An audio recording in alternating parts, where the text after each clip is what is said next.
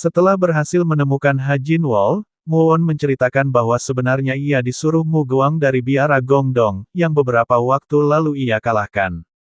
Mendengar Mu Guang dikalahkan, Hajin Wol meragukan pernyataan Muwon, lalu ia berkata, "Kau berhasil mengalahkan Mu Guang dari biara Gongdong." Sambil memegang gelas, Muwon dengan tenang menjawabnya, "Aku tak akan bohong soal itu." Ketika Hajin meneguk teh yang ia pegang, matanya fokus kepada Muwon yang sedang meneguk teh, lalu ia berkata dalam hatinya, meski Mu Guang agak keras kepala dan menyebalkan, ia sama sekali tidak lemah. Kau mengaku sudah berhasil mengalahkan Mu Guang, dari penampakannya, ia tak terlihat kuat, tapi setidaknya ia sudah melewati peringkat puncak." Tiba-tiba Hajin berkata kepada Muwon, "Kau bocah nakal, aku tahu kau sangat kuat, tapi kau sengaja menyembunyikan kekuatanmu, jadi jelas kalau kau nakal."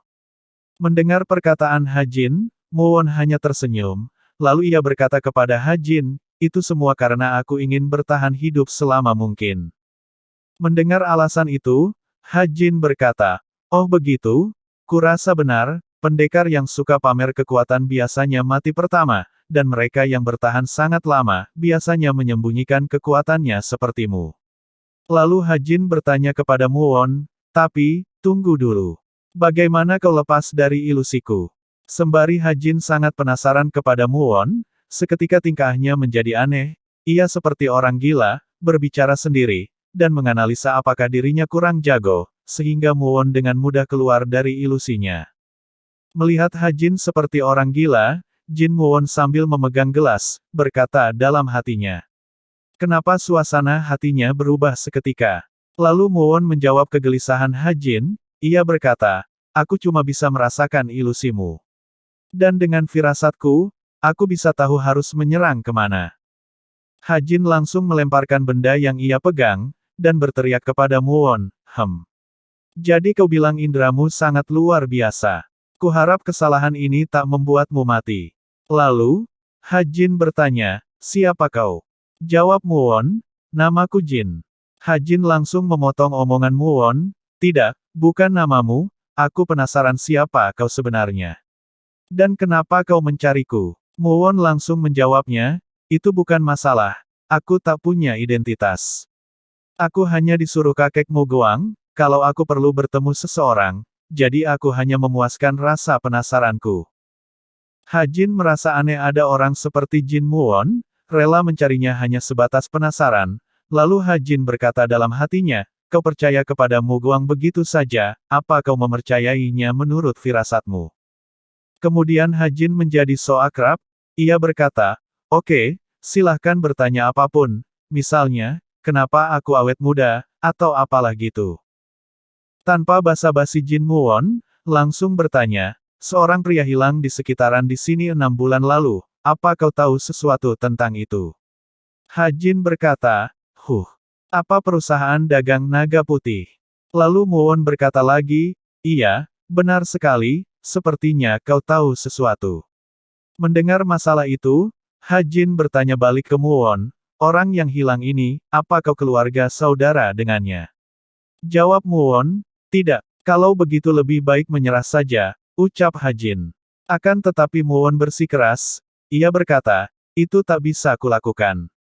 Lalu Hajin menegaskan, "Bahkan kalau nyawamu terancam." Kemudian Muwon dengan penuh keyakinan, ia berkata, "Demi dia aku rela mempertaruhkan nyawa." Melihat tekad Muwon, Hajin terdiam dan merasa aneh kepada Muwon. Lalu, Hajin menyuruh Muwon untuk pergi ke kota Giok, karena belakangan ini sering terjadi insiden aneh di sekitaran sana, ia berani bertaruh, semua itu pasti ada hubungan dengan kasus orang hilang. Jin Muwon dengan penuh senyuman, mengajak Hajin untuk ikut dengannya ke kota Giok. Akan tetapi Hajin menolak tawaran tersebut, dan ia berkata, "Apa yang kau bilang? Kau tak tahu siapa aku. Apalagi, aku bahkan tak mengenalmu." Lalu Muwon berkata, "Tapi hatiku berkata demikian." Hajin berkata lagi, "Sejak awal, aku tak punya alasan terlibat dalam masalahmu, aku hidup cukup nyaman di sini." Lalu Muwon menyindirnya, ia berkata, "Apakah bukan karena takut?" Kemudian Muwon menceritakan perjalanan mencari Hajin, ia berkata, saat aku mencarimu, aku bicara pada orang banyak, tapi mereka semua menyebutmu orang gila. Menurutku, kau tidak benar-benar gila, pasti ada alasan yang membuatmu dalam posisi itu. Kau tahu, perbuatan orang gila tidak logis dan tak masuk akal karena nalar mereka mati. Sebaliknya, sepertinya ada konsistensi pada tindakanmu. Menurutku kau coba memahami sifat manusia sebenarnya. Kau ingin melihat bagaimana orang bereaksi saat didorong melebihi batasnya, dan bagaimana mereka mendapatkan kembali nalarnya. Itu yang ingin kau tahu. Apa aku salah, sarjana gila? Karena Jin Muon sudah membuka identitasnya, seketika Ha Jin tertawa sendiri, berlagak seperti orang gila. Lalu ia bangun dari tempat duduknya, seraya berkata, bagaimanapun, aku tak ingin bergabung dalam perjalananmu. Semoga kau beruntung. Ha Jin pun pergi meninggalkan Muon, sambil ia berpesan, antara langit dan bumi, pria berdiri sendiri, dengan kehadirannya harmoni bisa dipertahankan. Tampaknya, dunia seperti kehilangan alasan untuk ada, akhirnya, mereka saling membutuhkan ya, ho. Jin Muon pun berterima kasih atas jamuan tehnya, dan ia berteriak, kalau berjodoh, kita pasti akan bertemu lagi. Cerita beralih ke tempat lain. Di sana terlihat Jo Chon Wo sedang mengobrol dengan anaknya Jo Un Kyung. Mereka membicarakan tentang kehilangan para pedagang di Unnam. Un Kyung berkata kepada ayahnya, ini keenam kalinya para pedagang hilang di Unnam. Waktunya kita mendengarkan mereka, ayah. Jo Chon Wo dengan wajah seram, menjawab omongan anaknya. Ia berkata, aku akan mengurus situasi yang terjadi di Unnam, bagaimanapun juga. Lalu Jo Chon Wo mempersilahkan anaknya untuk pergi, lalu anaknya pun pamit pergi. Ketika anaknya pergi, Jo Chon Wo berkata sendiri melihat anaknya, Cih, apa ia makan layak?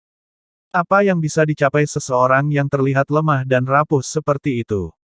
Kemudian Jo Chon Wo memanggil salah satu ajudannya, dan ketika ajudan itu menghadap, ia langsung berkata, ia baik-baik saja, hanya saja hatinya lemah, untuk menjadi penguasa dominan. Hatimu tak boleh memiliki kasih sayang sedikitpun. Kemudian ia bertanya kepada ajudannya, menurutmu bagaimana Un Kyung? Lantas ajudan itu menjawab pertanyaan tuannya, apa ini tentang pewaris kekuasaan?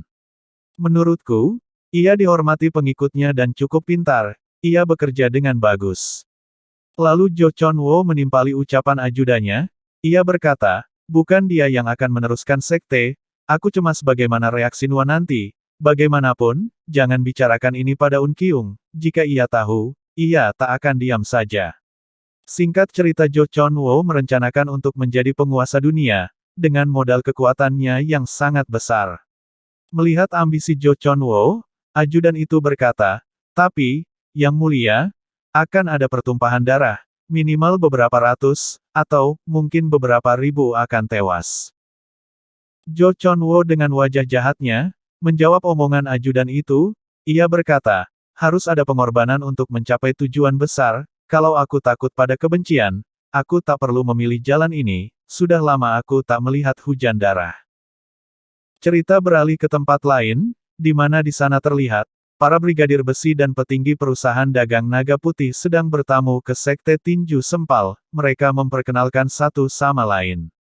Lalu Un Kyung mempersilahkan mereka untuk duduk, di sisi lain, Ketua Yong, melihat paras Un Kyung, berkata dalam hatinya, jadi ini, Jo Un Kyung, putra sulung tinju iblis, Jo Chon Wo. Ketua Yong pun duduk, ia lanjut berkata dalam hatinya, menarik, tak seperti ayahnya, ia tak terlihat militeristis sama sekali, matanya cerah dan tindakannya anggun, ia pasti keturunan keluarga terpandang. Jo Un Kyung memuji keberanian Ketua Yong, dan bertanya kepada Ketua Yong, sepertinya kali ini kau bertugas untuk perusahaan dagang naga putih. Ketua Yong menjawabnya, benar sekali, kami akan menyelamatkan orang yang hilang dengan sekuat tenaga. Mendengar itu, Un Kyung tersenyum, dan berkata, sangat bisa diandalkan, lalu ia melihat ke Ketua Yong, lanjut berkata dalam hatinya, Ketua Brigadir, Yong Musung, matanya sama seperti ayahku. Tanpa basa-basi Ketua Yong mengutarakan maksud dan tujuannya pergi ke sekte, ia berkata, kami mohon maaf karena datang di waktu seperti ini, jadi izinkan saya terus terang. Kalau boleh jujur, kami kebingungan, tolong bantu kami. Sudah 4 hari sejak kami tiba di Unnam, dan kami belum menemukan petunjuk atau apapun informasi tentang mereka. Kami yakin, kalau bantuan dari Sekte Tinju Sempal sangat diperlukan. Mu Huan juga ikut berkata, lagi pula, dengan membantu perusahaan dagang naga putih, bisa mempererat hubungan Sekte Tinju Sempal dengan mereka. Saya yakin ini paling menguntungkan di antara yang lain. Un Kyung memberikan pilihan, ia berkata, bantuan seperti apa yang kalian butuhkan? Dukungan militer atau informasi? Kalau kalian mencari info, aku akan terus terang pada kalian. Awalnya, kami meyakini jika dalangnya cuma bandit biasa, sehingga kami tidak punya banyak info untuk kalian.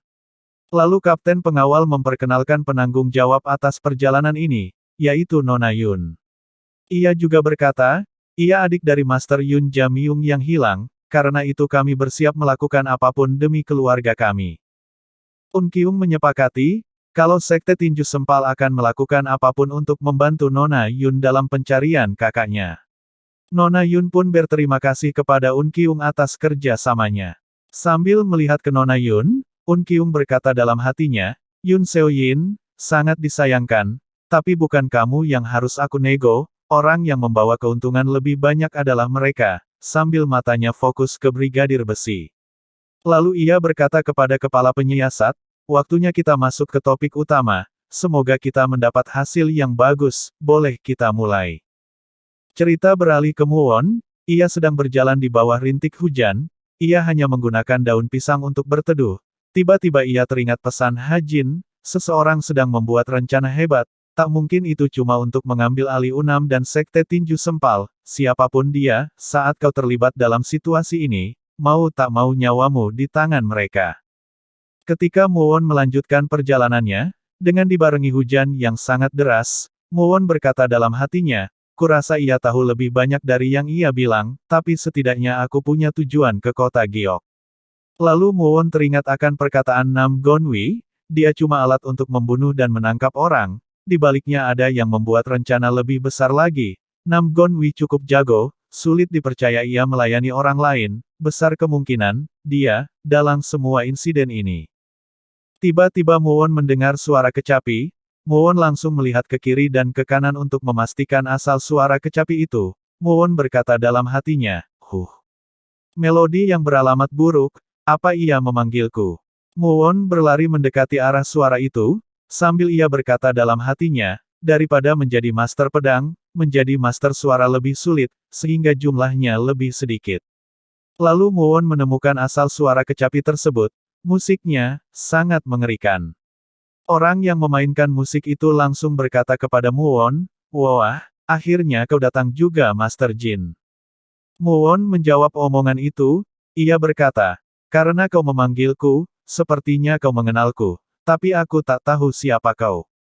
Kemudian orang itu meminta maaf dan memperkenalkan dirinya, ia berkata, namaku Gem Dan Yop, seperti kata dia, kau sungguh luar biasa, kau orang pertama yang menjawab panggilan, Divine Sound of Tousan Distanceku. Jin Muwon kebingungan, dia yang ia maksud itu, dia siapa? Dan Yop, meneruskan perkataannya, aku yakin kau sudah menemuinya, Nam Gunwi, kami teman dekat. Muwon langsung menimpali ucapan tersebut, jadi kamu dalang di balik kejadian di Unnam.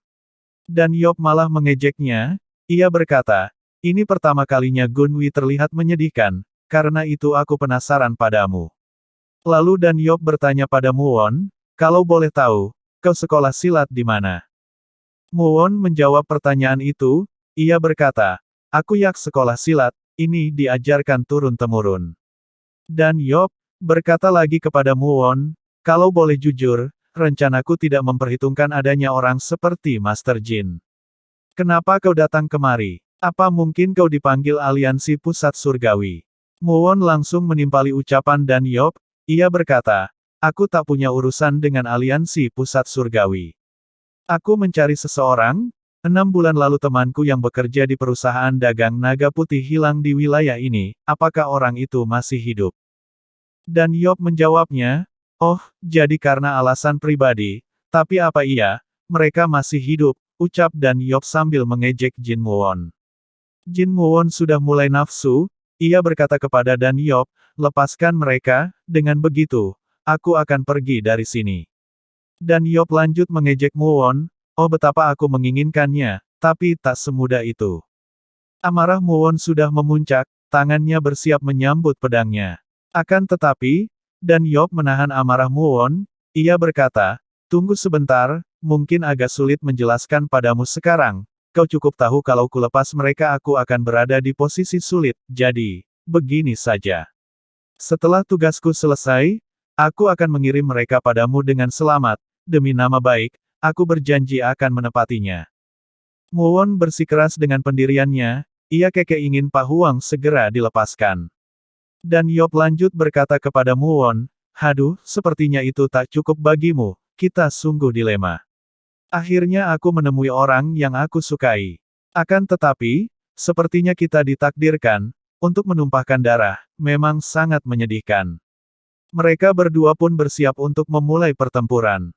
Sebelum memulai pertempuran, Jin Muwon bertanya kepada Dan Yop, apa yang kau rencanakan?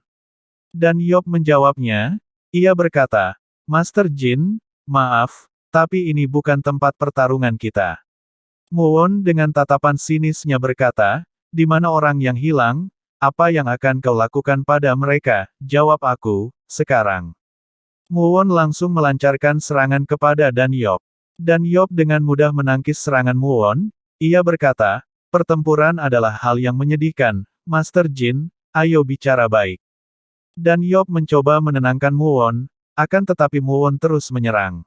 Dan Yop menyerang balik kepada Muwon, ia langsung memainkan kecapi itu, hingga bisa membuat pipinya Muwon sedikit terluka.